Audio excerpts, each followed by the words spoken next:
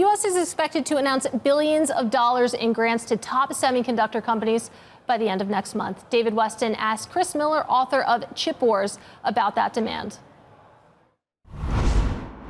The boom in investment in artificial intelligence has impacted the chip industry too. And today there's actually a shortage of the types of chips that are used to train AI systems. Even the biggest companies in the world, Microsoft, Amazon, Google, can't get enough of these specialized AI chips. And in part because of this, all of the world's governments, from the US to Japan to Europe to China, are pouring tens of billions of dollars into their own chip industries, trying to make sure they've got the competitive ability to stay up with regard to these chip making capabilities that are needed for AI chips. An important driver behind all this is this move to generative AI and the demand for high-end chips that comes with that. We now hear some of the big tech players here in the United States saying they want to basically vertically integrate and produce some of their own chips. Not all of them necessarily, but enough. And we hear from Microsoft and Amazon and Alphabet. What is their capacity? Do you anticipate that they could actually step up to the bar and make a substantial difference?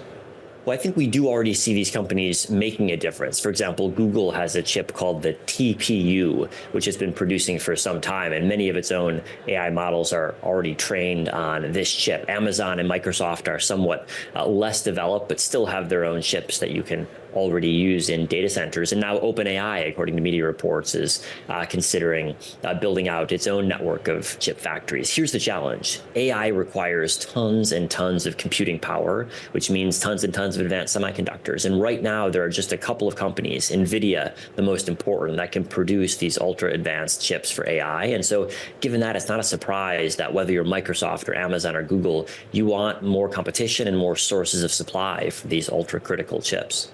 What's the gating factor here? When you say there are only a couple of, like NVIDIA, that can really do it, what's keeping others from doing it? Is it intellectual property? Is it patents? Is it just know-how? What keeps them from really being able to compete? NVIDIA's core advantage is its ecosystem. For the past decade, most of the advanced AI systems have been developed in NVIDIA's ecosystem. There's a whole software ecosystem that has been built out around that.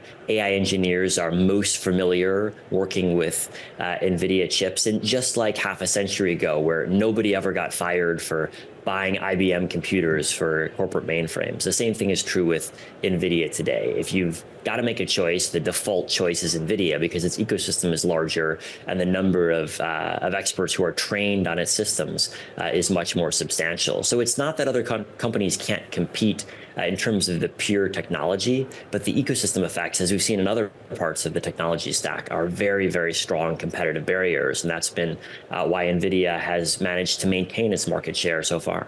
Does that mean for a Microsoft, for a Google, that they have to develop their own ecosystem to compete with NVIDIA's?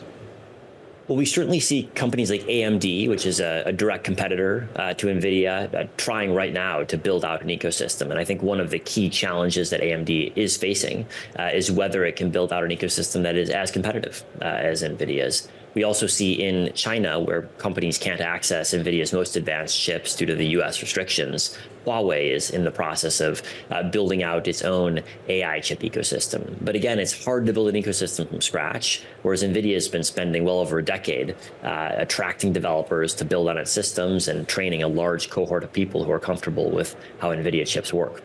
Professor, as you look at this race, because it really is a race to move into generative AI and the high-end chips that really will service that, you better than most could tell us what's the biggest risk? What could go wrong, really wrong, with this process?